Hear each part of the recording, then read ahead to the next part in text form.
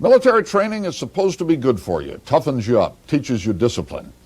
But some recruits are pretty tough already, and military training, Richard Schlesinger reports, may be just what they don't need. They are America's urban warriors, street gangs that defend their turf with sometimes shocking violence. 77th unit handling code pure. Most of the training these street soldiers get is from other, more experienced gang members. Go ahead, fire. But many end up in the military, and the kind of training they get there scares the police. What can the military teach these guys? Teach them how to kill. And they can bring that knowledge back to them with them and use it on the street against other gangs, against the citizens, or against the police. Even the toughest cop on the gang beat admits the military might be just what many gang members need: discipline and a job in a different environment. But they are worried about the risk involved in teaching military skills to some the police consider vicious criminals. And more policemen are starting to ask, is that risk worth taking? When I was in the Marine Corps, I had no use for a hand grenade, when I went home on leave. Where a guy who's going to go home to his homeboys who are involved in a gang war, yeah, they'd appreciate a hand grenade or an M16 or some ammunition or even a bayonet, anything. But relatively rarely should they have the chance to go in the service. But some of them should have the chance. The service needs them, and they need the service. And sometimes you find the right combination. One judge thought Henry Garcia and the Marines were a good combination. Garcia is in prison now. As a teenager, he was involved in a gang shooting. The judge offered him a choice: jail or the Marines. There was a difference between that and going to the joint. So I decided that would be the better of the two. After leaving the Marines, Garcia was involved in 2 killings. Sometimes the military compounds the problem by trying to protect gang members who get in serious trouble while in the service. Compton, California, a city infected with gangs. In 1981, one gang opens fire on another. One man is dead. Anthony Cabrera, a Navy man home on leave, is convicted of being an accessory to murder. The Navy sends a glowing letter to the judge commending Cabrera's congenial attitude and good manners. Cabrera is given probation and allowed to stay in the Navy. How long do you give second chances? We're talking about a hardcore gang shooting here, and you have to draw a line.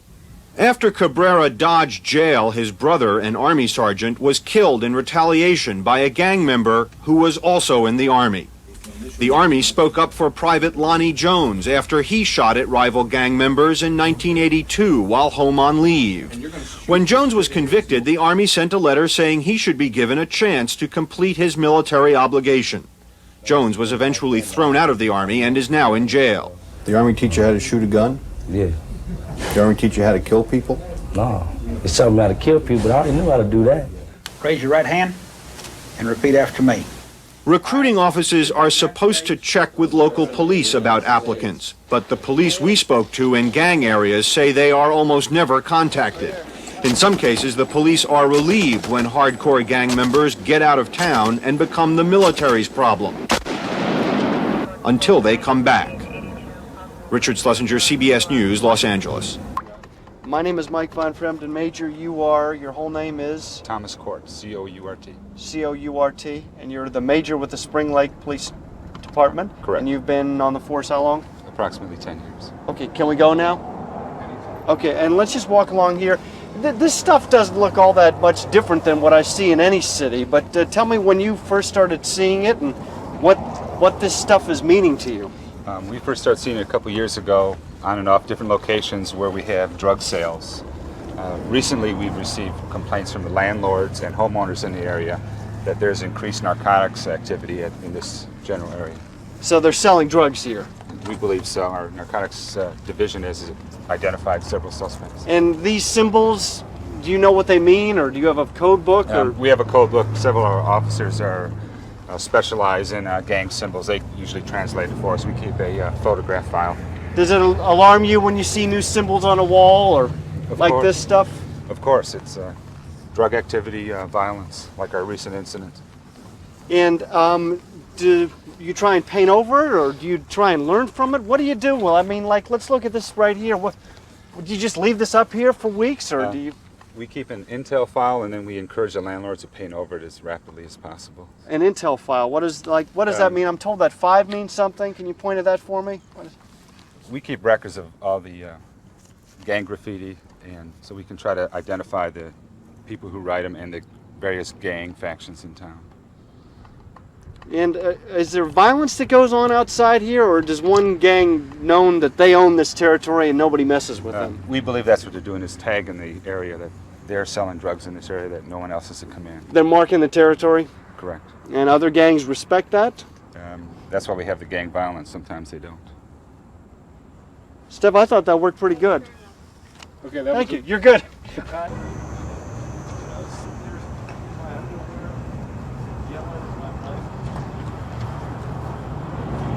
And of course, we got a lot of criticism because we used a fire department entry saw, and we buzzed through a door, and people would die. So. Finish that story afterwards. I just don't want to set it up.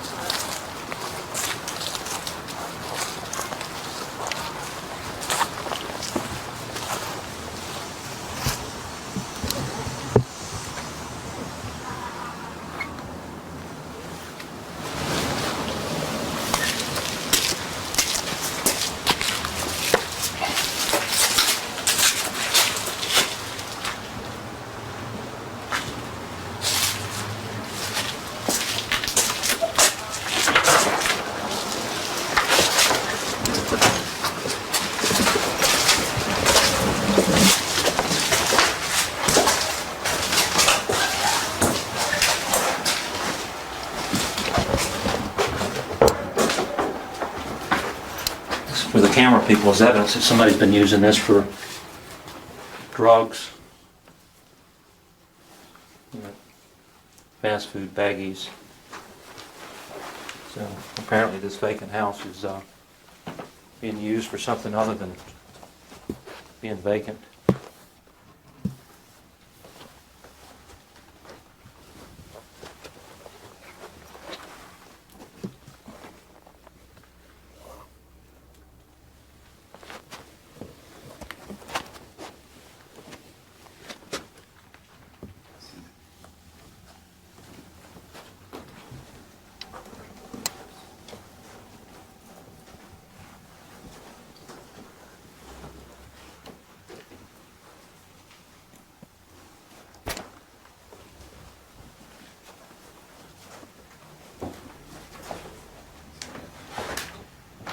Got in there.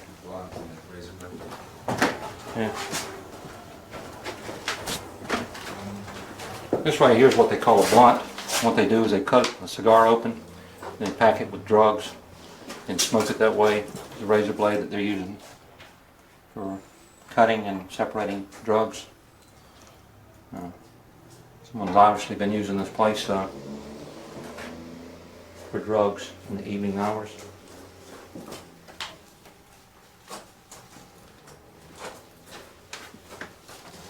It's a common thing to find cigars used for that purpose.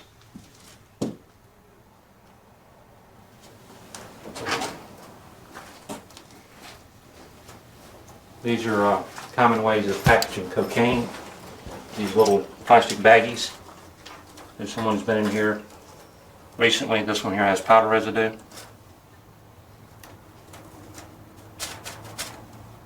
Which is probably... Are you noticing that vacant houses are becoming like this at all? This has always been a situation when you have a house vacant, and is if the landlords fail to secure them properly. You see, I just opened the back door and walked in here. We didn't know that this house was vacant now. So what we'll do is we'll start watching this house. We'll find out who owns it. We'll get in contact with them and see what we can do and they can do together so that it's not used for illegal purposes at night, and that people can't just walk in and be out of sight and out of the way and do this type of activity. This is new to us today.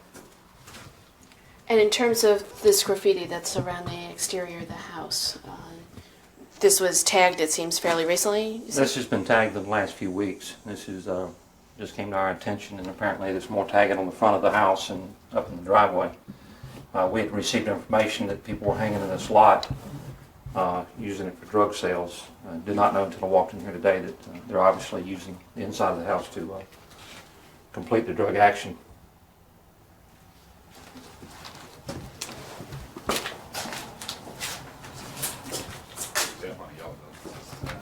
As you can see through the trees has the 83rd, which is this same symbol here, which is a crypt symbol. This is a crypt for life. They're using the symbols, the 4 and the life. Obviously this is a place where only crypts are welcome.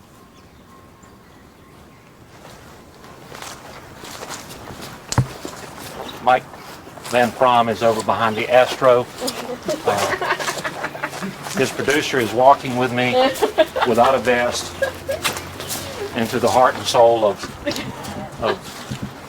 nastydom. As well as Mike and Ron. Camera crews are always great. They're the guys that stand there with the bullets whizzing over their heads, getting that shot. You're rolling, Mike, right? Show it to Mike later. Yeah. What'd you say there was some more at?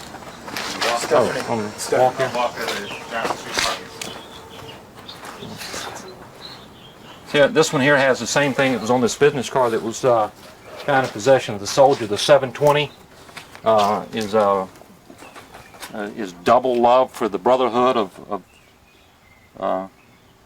and this is the same symbol that was on the business card, which is gangster disciples. Each one of these symbols, that's an inverted cane, the pitchforks.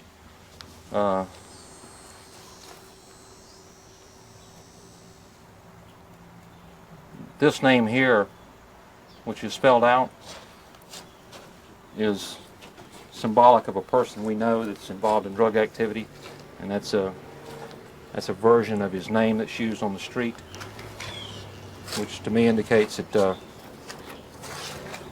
he's been here and that he's involved in activities here. He happens to be a person that we have warrants on now for his activities, so maybe we can make his day. You got more graffiti in the parking lot over here. It's obvious they're trying to mark this corner. Isn't that interesting? Let's do that again. Did dogs mark their territory? Yeah, kind of like dogs. Yeah. Well, it's I'm nothing. sorry, just because I don't know if you could tell me sort of how you like and with the tagging. Well, it's just a personal sentiment of mine, but you notice that dogs mark their territory. Well, we have found that gangs are attempting to do the same thing. It's not something that we find funny, but it's kind of ironic that I liken them to dogs. It's one that's dated August 12th.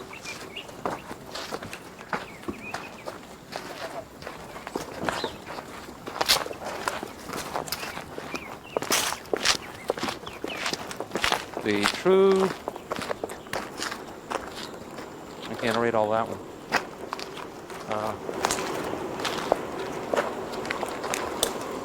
This again is the same symbols that we found on this business card.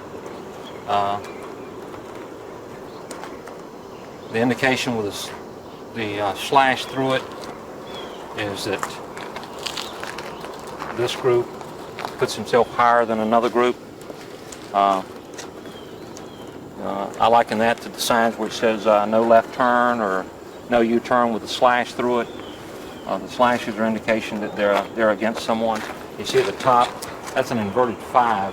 That's August the 15th of '97 that this was written. And they invert the 5 and put a cross through it for a symbol that has meaning to a gang.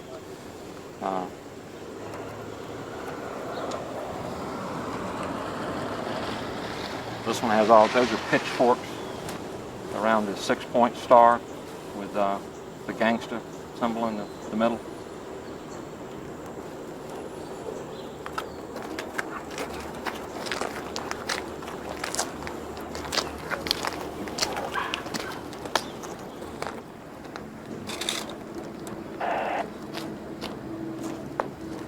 So we're going, telling this. Did you either push in or pull out?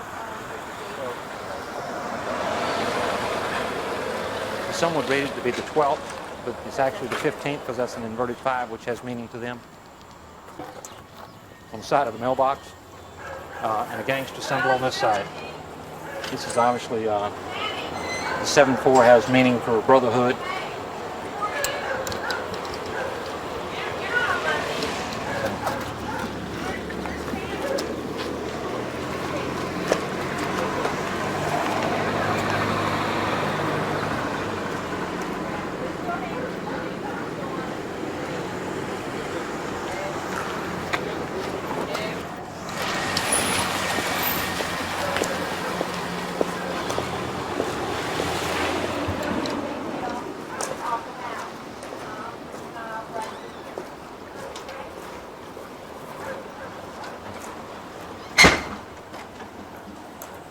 Good morning, Vicki. Hey. How are you? Good. Got a little. Okay, I do this on the beginning of every interview. This is an interview with Lieutenant Colonel Rick Spearman, S-P-E-A-R-M-A-N, and you're the Public Affairs Officer for the Airborne Corps here. Not just for Fort Bragg, but specifically for the Airborne Corps, is that correct? For both. Can tell me what you know about these two, and it's correct to call them soldiers, Jevon Poole and Corey Burrows? Yeah, what I'm told so far, and it's early into this, of course, but what I'm told is that these two soldiers were arrested by the Spring Lake Police Department. They have been charged.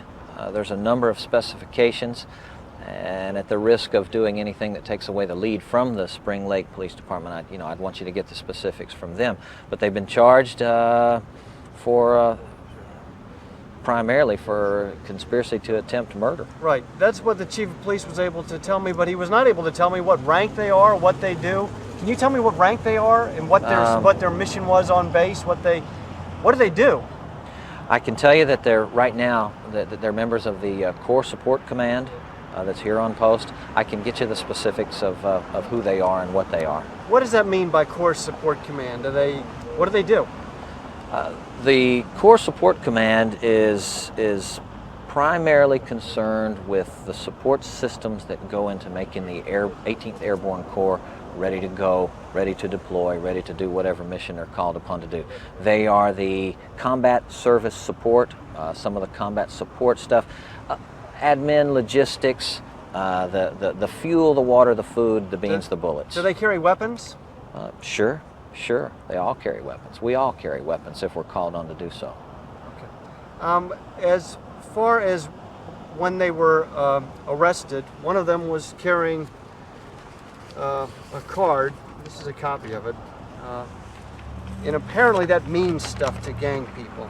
And you say you've got an ongoing investigation into gang-related activities. Yeah. And what do you make of that? I don't personally know what it means. I can tell you that if, as part of this ongoing investigation, if it's determined that these guys have any affiliation with any kind of a gang, especially along the lines of the criminal behavior that we're talking about, any affiliation with a member of a gang, any affiliation with a member of any kind of an extremist group, they're out of here.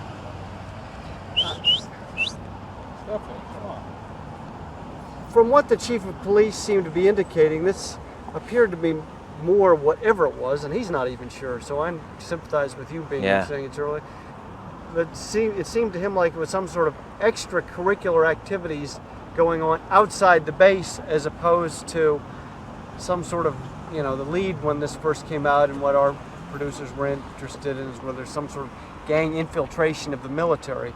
And what the chief of police was trying to enlighten me with was that, with any large military base, there's a huge payroll. A lot of people have money. They have money to spend for other things, even people who support the base.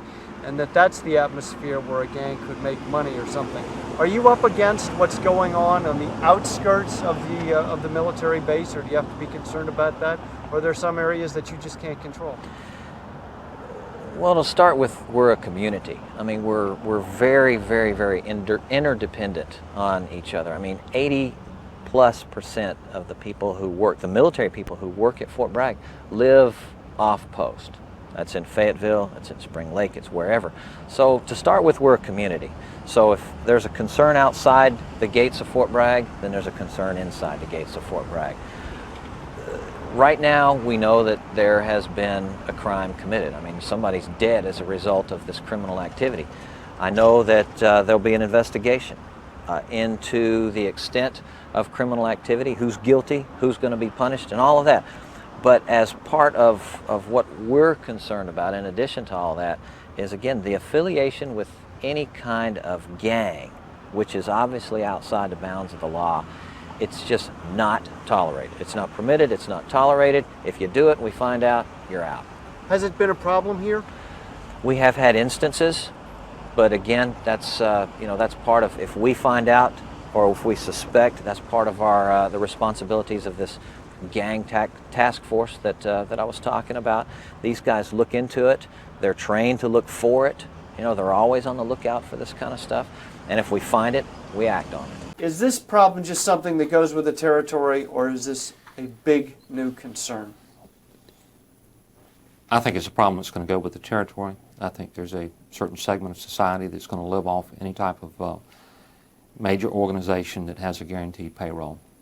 And I think something as large as Fort Bragg, which to my knowledge is probably the largest military base in the world, manpower-wise, is going to bring in that type of people that are looking to draw these people into activities, to sell them illegal drugs, to get them involved in anything.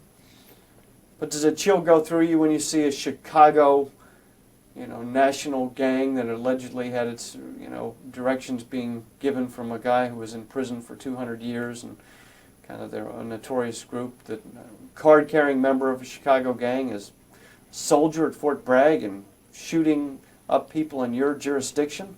It certainly does, and it's something that we're not going to allow to happen here, and we're going to do what it takes to stop it.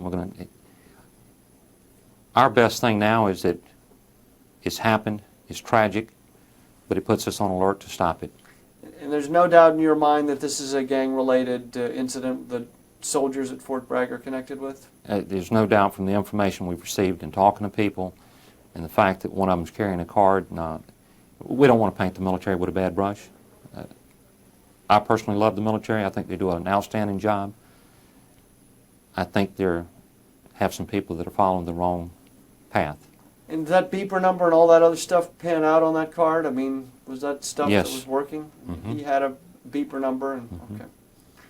Right, and Stephanie was asking me to ask you, has there been a change in the type of graffiti that you've seen here, from primitive to more sophisticated? What's going on? Several years ago, and that's when most agencies in North Carolina got involved in looking at different things because of the influx of gang symbols and signs. Our first experience was pretty primitive writings that to us was to imitate what the gangs were about and what they did. But here recently, the symbols, the paintings have become very well done, and done to the exactness of the Chicagos, the LAs, the New Yorks. That concerns us because it's a more intelligent person doing it, an older person, not a young kid trying to emulate someone else, but someone that's actually in the gangs. So that concerns us. And that's your That was question. good. Stephanie, what else? Perhaps two last points. If this turns out to be rival gang members in a dispute, I mean, what are you getting from 4 or 6 people who are in the house? Have they been speaking to you at all? The people in the house have cooperated as far as they felt necessary for their own self-preservation. They've indicated to us that they were fearful because it was a gang member they shot, and they felt that would be retaliation for this. Therefore, I'm concerned because one of the people in the house has gone out and purchased an assault rifle. That concerns me, that if he feels that strongly about his safety, that there's something for us to fear about it. So from that point, we are concerned. And just your thoughts finally, and if you could look at Mike when you answer, on... You're prettier. Cut that. What? What? There was somebody talking over. What? That would have been talking over his answer. Okay, sure. No, just, I mean, what are your thoughts? It appears to be gangs trying to perhaps recruit from a population that is trained to kill. I mean, what's the significance of that? I mean, that's got to be a frightening thought. that's always going to be a situation. Anytime you're around a military base, is that you've got young people out there that are away from home. This is their first experience away from home. They don't have mom and dad to guide them anymore. So it's a concern to us that these type of groups would go out there and actively try to get them involved in anything from, racist activities to gang activities to illegal use of drugs. All that concerns us as well as probably it concerns Fort Bragg, that people are out there trying to incorporate military soldiers into activities that they shouldn't be involved in. And your indication is the individual who lost his life in this shooting was what? He was a gang member, proclaimed himself to be a gang member to many people that we've talked to, and had an extensive record which indicated a lot of criminal activity on his part. And he was a recruiter also, or? To me it looks like, he's the legitimate member of a gang, and these soldiers are kind of like followers of him, and that's his job is probably out trying to recruit people like that because And I'm still struggling to try and find out why somebody shot somebody else in this, and I know I've asked you that 3 times and I still don't have it clear in my mind as to why they shot each other. we may never know the answer, but it's our interpretation of what's happened is that this is over drugs and territorial rights to sell drugs. And the soldiers presumably, or you're speculating, were trying to enforce what? The soldiers were there for the benefit of this person that was killed. They drove him there. What concerned me is, if that was their only activity, if they were just drawn into something to give someone a ride, that's one thing. That they were both armed and that they opened fire on occupied houses, that's concerning me. It sounds like they may have been in the car to provide protection to this individual. Is Exactly. that logical? Exactly. Is our interpretation of it is they were there to provide the transportation to the place, knowing that when he got to the place there was going to be trouble, and if there was trouble they were prepared to deal with it, and in fact did. I couldn't explain how someone else was not injured from the number of rounds that was discharged into those 2 houses. Okay, I'm beginning to understand it better. Okay, thanks, and we're done? No, we're not. Chief, first of all, I need you to hold that card up like you did before, 2, 3 years. Answer any other question? No, you had it the other way, sir. I mean, And like this. but you had 2 fingers on it. These 2. Actually, you had these yeah. 2, it was like this. Okay. Exactly. That's it. That was it. You have a very steady hand. You would have been Take a good 42. surgeon. You would have been a good surgeon. My assistant's wife is a surgeon. Oh. Isn't that an odd couple? He's a policeman, she's a surgeon, and a darn good one, out of Detroit. Wow. So she's seen a lot of trauma. I'll bet. She worked the ERs in Detroit. We had a woman here that was kidnapped in the western part of the state and was shot point blank with a shotgun in the face, and his wife saved her. A couple of soldiers from, maybe they were being paid a little something. I don't think so. No? I think stupidity drove them. I'll tell you, we're going to shoot. Hold on. If to we that, could sir. shoot those afterwards, just for Yeah, just hold on to that for a second.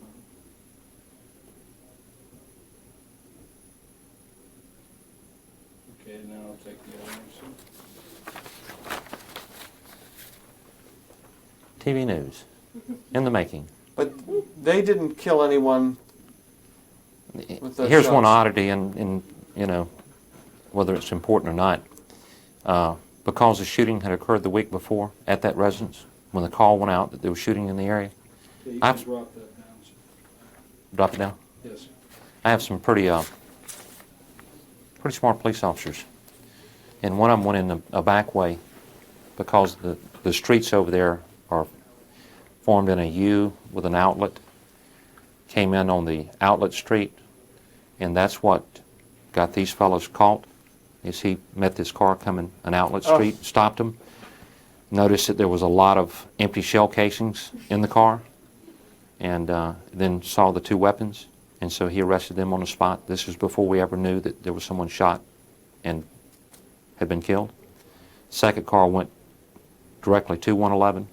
All the people in the house after the shooting, because of all the shooting outside, and I guess I would do the same thing. They fled. So when we got there, all we had was a dead man on the floor. The people in the car made the statement, "How's the guy I shot?" Mm. They thought they had shot someone. So when my officers call me at midnight, they think they have my shooter over on another street. But then another man drives up and says, "I shot him." Well, my thing is, well, wait a minute. Can't everybody shoot the guy unless we got multiple holes? I don't. He shot one time with a shotgun. And he says, "There's the gun." So these guys actually thought they had hit someone. So that gave me reason to believe that they shot with intent to hit people. I got you. Do you need to get behind? And then this position opened up. Okay, Mike, I need you And so, talking and listening for me, please. Okay. As far as working here, it sounds to me, and I'll let you answer in a second, but that you must enjoy the community. And looking at that little brochure out there, it seems like a pretty nice place to live. And the fact that they say this is pretty much golfer's heaven, you're a golfer, I would think it has a lot of good things going for you. And so I can sort of understand why you've settled in here. Okay. Was that enough, Mike? Yeah. Good. and 1 o'clock, you see if you can drive anywhere on these main roads out here because of all the fast food places. From Fort Bragg, zooming to lunch. I don't eat out here at lunch. It's too crowded? Too crowded. Yeah. So I'm not going to stand in line at McDonald's or Hardee's and, for a hamburger. Would you? Sounds like a good place to open up a franchise to me. Oh, geez. It would be. In fact, they opened up a Dunkin' Donuts, and it's the highest volume of any store ever opened. Oh, really? Mm-hmm. And no police officers go there. I know, it's awful to rap on that. If I were a police officer, I'd never go into a donut shop. It's actually, it doesn't bother us. It's funny. One day it was funny. They robbed a Southern National Bank, and there's Southern National Bank and then the Dunkin' Donuts. And we caught the guy in like 15 minutes. And so then all of you must have been in Dunkin' Donuts. Well, we weren't. But Mike, that's all right. Let me interrupt 1 second. How do you feel about you without a jacket on and him with a jacket on? It's okay. It's not a problem? It's not a problem. Okay. All right, I need a little more of you talking. So, if I were you, I would have been upset at the insinuation that your officers caught him. But that's such an old saw. You probably, it doesn't. It's a fine line between people like and respect the police on the one hand, but invariably, if you're out somewhere, if we're eating lunch and we're in uniform, you can hear the background conversation, and it's, I got a ticket in 1968, and by gosh, I wasn't doing it. And they're saying it so you will hear it and that you feel bad, but you hear it so much that you understand that there's no real way for the public to get back at police, just normally.